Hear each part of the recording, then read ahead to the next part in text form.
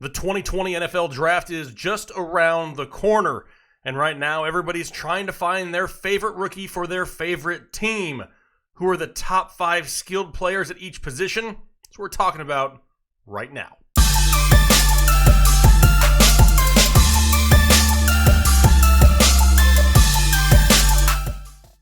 What is going on, Headliner Nation? Jake Fantasy Headliners. Hopefully everybody's doing well out there. Today, talking about rookies, and we're talking about the top 5 prospects at each skilled position: quarterback, running back, wide receiver, and tight end going in to the NFL Draft.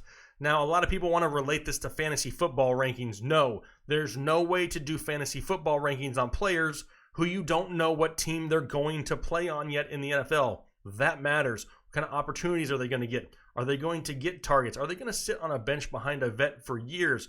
Those are the type of things we need to know before we start doing those type of rankings. So these are just my top prospects heading into the NFL Draft. Real quick, before I get into this list, I want to just throw out there that our fantasy football draft guide is available for pre-order, and it's not going to be at a discounted price for very long. Got it knocked down to $14.99. So if you play fantasy football, if that's what you're looking for, make sure you go down to the link in the description and check that out as soon as this video is over. But for now, let's go talk some top prospects heading into the NFL Draft. All right, we're going to kick it off the quarterback position, and why there? Well, right now the number 1 overall pick is projected to be a quarterback, so let's start there, and we're talking Joe Burrow, who's still number 1 in my rankings as of right now. Also, we all know what he did last year, an absolutely epic season from Joe Burrow, plus the picture that's floating around the internet of him post-game of the national championship, smoking a cigar, looking like he's something straight out of Scarface. I mean, the dude is legit. He played out of his mind this year, over 5,600 passing yards, 60 touchdowns to only 6 interceptions, had a 76.3% completion percentage. I mean, this guy had one of the best college football years of all time. He's an Ohio kid. Is he a Bengals fan? Not so much. However, he was asked at the Combine, do you have any reservations? Do you not want to go to Cincinnati? And his answer was clear-cut. I'm going to go and I'm going to play with whoever selects me. I'm a ball player and I'm going to make it happen. Now, there's really no reason to drop Joe Burrow down at this point. He did not, participate in the Combine drill, so nothing hurt him. He will at his pro day. The biggest question mark for him is my guy number 2, Tua. Now, a lot of people didn't really think Tua would be up this high because of the injury to his hip here late in 2019, but he has progressed way faster than a lot of people had expected, and this is a guy who's got a little bit, more of a track record than maybe a Joe Burrow, who could be somewhat of a one-hit wonder in some people's eyes. I mean, Tua, over his last 24 college games, he averaged 283 yards passing and 3 touchdowns per game. He only had 9 interceptions in his last 607 pass attempts. That's 76 touchdowns over his last 2 years, and heck, last year he only played 9 games and still had 33 touchdowns. The guy is a legit quarterback. A lot of people just weren't expecting him to be this healthy. He gave the date at the Combine of being cleared on March 9th and able to do a pro day on April 9th. If that's the case, NFL scouts and GMs and coaches are going to have a chance to see him before the draft. Don't forget, tank for Tua was a thing at one point because this guy was projected to be the number 1 overall pick before Joe Burrow did what he did. Anxious to see what Tua shows at his pro day, but right now, got him at number 2. Number 3, Justin Herbert. Another one of these big arm, big body, big frame type of quarterbacks that we like to see in the NFL. He's 6'6", 236 pounds, but he's not just size. He can move. He ran a 4.68 40, the 3rd fastest time among quarterbacks at this year's NFL Combine, and he's a smart kid. He's an academic All-American that should be able to go into the NFL and pick up an NFL game plan. He is one of these guys, if given the right opportunity and into the right situation, could actually start this year in the NFL. Someplace that I kind of see him falling, potentially, the Los Angeles Chargers right there in the first round. Fill the void left by Phillip Rivers. Get a nice young quarterback in there. Surround him with some talent, and let's see what he can do. Number 4, Jordan Love, Utah State. Another one of these guys that checks all the physical boxes, right? He's 6'4", 223, ran a 4.7 40. The biggest knock against him is really his decision-making.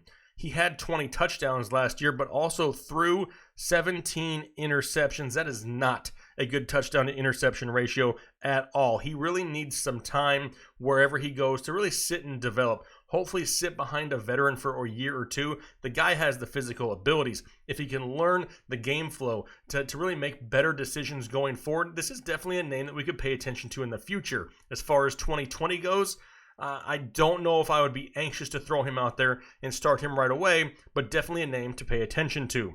Last guy up, it's Jacob Eason. Now this guy, he's the prototypical pocket passer.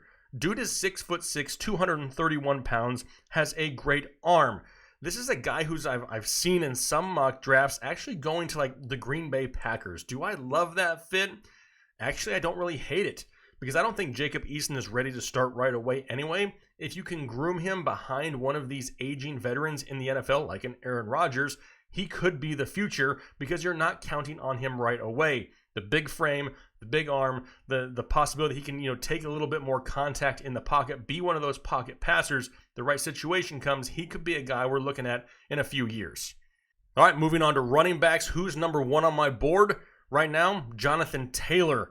Now, he surprised a lot of people with his 40-yard dash time at the Combine, a 4.39 40. He was moving. The biggest question mark for him is his workload and his past fumbling issues. He had 926 carries over the last 3 years in college. Heck, he averaged, and this is an average, 308 carries, 2,058 yards, and 17 touchdowns a year for the last 3 years just on the ground alone. He's capable of catching passes. This past season, he upped that total to 26 receptions for 252 yards and 5 touchdowns. He stayed healthy. He's not one of these guys who's coming in with a laundry list of injuries. Yes, the workload is there, but he seems to have prepared his body enough to take that workload right now. Love the possibility of a few places he could go. Jonathan Taylor is my running back 1. Number 2, J.K. Dobbins. I think he's fallen down a lot of people's lists because of the injury not being 100% and not competing at the Combine. He's kind of lost some ground, but once he goes out there to his pro day, he's going to make people remember why he's a running back that just rushed for 2,000 yards.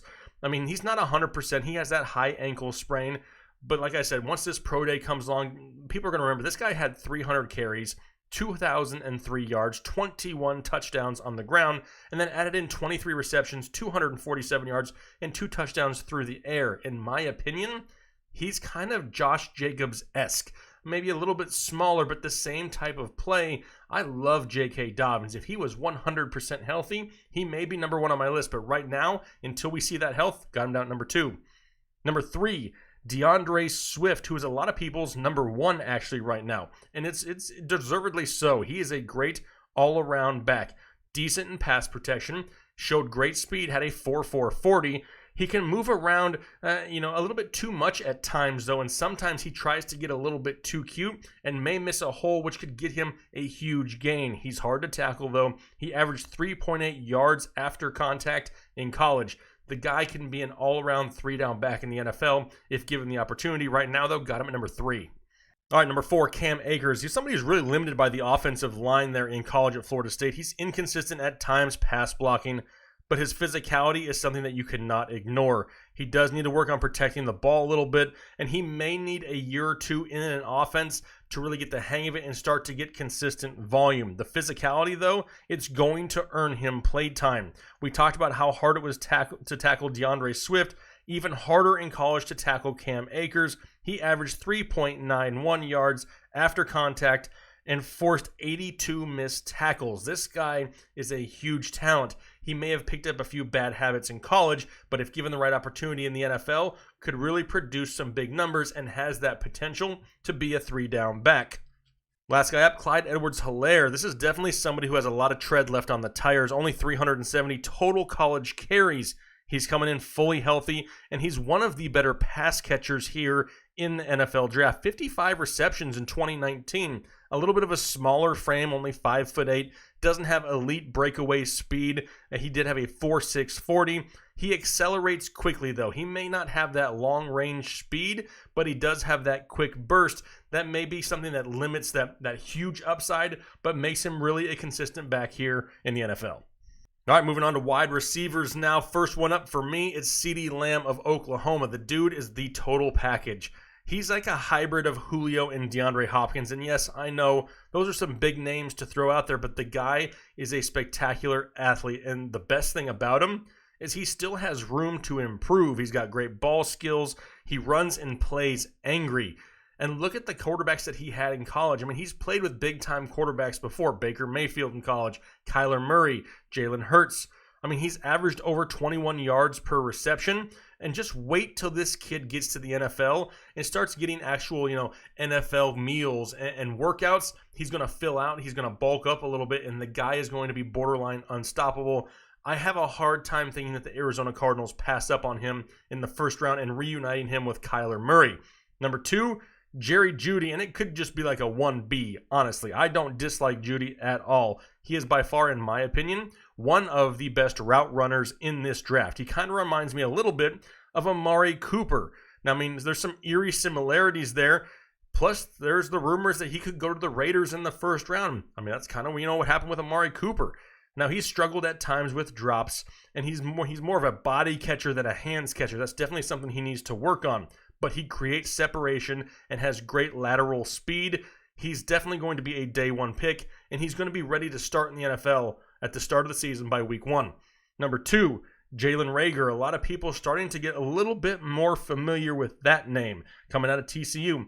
He had a slightly disappointing combine, slightly, and I'm doing air quotes. I mean, he still ran a 4.47 40. He's a little bit smaller than CeeDee Lamb and Jerry Jeudy, but he is crazy athletic. I mean, all you have to do is throw in a tape of Jalen Reagor, and you can see the talent that he possesses. You can't base everything off of just combine numbers. Now, he played with far less superior quarterbacks in college, by far, and he's relatively unknown to a lot of people. Now, he said himself at the combine when he was asked, who do you compare your game to? Who do you kind of, take pieces from to make your game? And he threw out some big names: Deebo Samuel, Stephon Diggs, and Tyreek Hill. That is one heck of a mixture.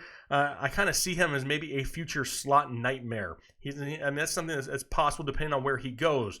Where could he go? I don't dislike him going to the Indianapolis Colts. T.Y. Hilton can't stay 100% healthy. There's rumors of a veteran quarterback going there. We know Jack motherfucking Doyle can't stay healthy. There's opportunity for him there in Indianapolis. Could be a landing spot. Number 4, Henry Ruggs III. For this guy, it's all about the speed and athleticism, right? He ran the easiest 4.27 40 that I have ever seen. It didn't even look like he was really trying. If you can get the ball in his hands, watch out. In my opinion, he's kind of like the next version, the second coming of Deshaun Jackson. He may not go out there and rack up 80 to 100 receptions, but he's going to get you right in that 60 to 70 mark and always has that big play opportunity.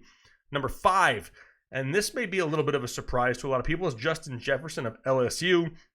I mean, LSU just continues to churn out wide receivers, right? He's a little bit kind of like DJ Chark, from just a few years ago. Also reminds me of Alshon Jeffrey slightly. He's got great body control, great ball skills, and a big 6'3" frame. And on top of that, he's a great runner, a 4.4 speed 40. He's very long. He's lanky. He's able to go up there and get that 50-50 ball. Now, I mentioned his similarities to Alshon Jeffrey. I kind of like him going to the Philadelphia Eagles. They're back half of the first round. Definitely somebody who could fill a void. We know Philadelphia needs wide receivers. Justin Jefferson could be that guy. All right, on to tight ends now, the football kind. And tight ends basically a wasteland in the NFL at this point, right? Are there any guys out there that are really going to make a splash this rookie year? Possible. There's some great athletes out there. We're going to start off number 1 right now. Hunter Bryant out of Washington. Great athlete, 6'2", 248, has 4.7 speed. He's one of these guys who's definitely going to be a vertical threat, but he relies a lot on his athleticism and really needs to work on his inline blocking skills. He's had some past knee injuries. That's definitely something to pay attention to. Number 2, Cole Kmet out of Notre Dame. He's a former two-sport athlete, right? He played baseball, decided to stop playing baseball, go full-time football. Another one of these guys, though, great size. 6'6", 262 pounds, also 4.7 speed. He can move. Great hand-eye coordination. Obviously, playing baseball helped him with that. He just needs time to really improve his blocking as well. Does he have that fire inside of him? That's my biggest question with Cole Kmet. He seems really cool, calm, collected, laid back. Can he flip that switch on game day and really turn into that next level athlete? That's what we want to see. Number 3 coming up next is Bryson Hopkins out of Purdue. Another one of these great athletes. A lot of great athletes here at the tight end position. 6'4", 245. He ran a 4.6, 640, the second fastest among all tight ends. But he really struggled with drops in college, concentration-style drops. And another one of these guys who continues to need to work on his inline blocking. And that's like a theme of all these tight ends, right? That's the biggest issue with tight ends coming from college into the NFL. That's where they really struggle, is blocking. He needs to find an offense that really utilizes the tight end as a pass catcher to be a little bit more of a difference maker, obviously. Number 4 up on the list, it's going to be Adam Troutman.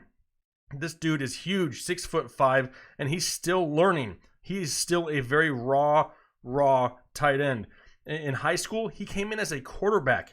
He's left as Dayton's all-time leading receiver from the tight end position. He is physically ready for the NFL. He is going to be a great red zone threat, kind of like Kyle Rudolph-esque in my opinion. He plays hard. He's always out there competing. This one right here, Adam Troutman, it's all upside. You're going for potential here with this pick. Last guy up, it's going to be Thaddeus Moss, which may be a little bit of a surprise. A lot of people recognize the name out of LSU and maybe expect him to be a little bit higher. And you probably recognize the name because of the last name, right? Yes, this is the son of Randy Moss. Now, he has a Jones fracture in his right foot. He just had surgery on it. It's not, going to affect this year as of right now, but it's something to pay attention to.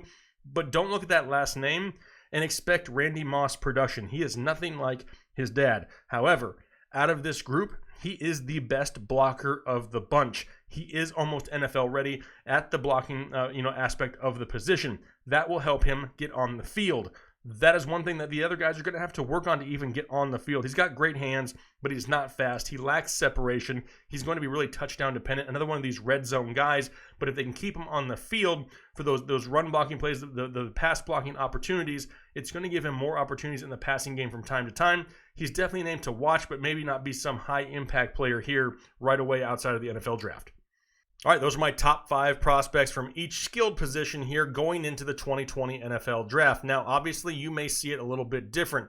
You may think another name should be somewhere else on this list. Nothing wrong with that. I'm not sitting here saying that I know more than you do or I'm smarter than you are. We all have opinions right now. That's cool. But we want to make this interactive. So I want to know what your opinion is down below. Maybe there's a prospect I didn't talk about that you think should be higher. List them down below in the comment section. Let's debate it back and forth. Maybe there's something you're seeing that I'm not. We're trying to come to the best conclusion possible heading into the NFL draft. And that's how we do it over here. We do it as a community. We do it interactively. Don't forget to check out the draft guide, thefantasyheadliners.com, for some fantasy football needs. It's going to be absolutely huge this year. We're looking forward to it.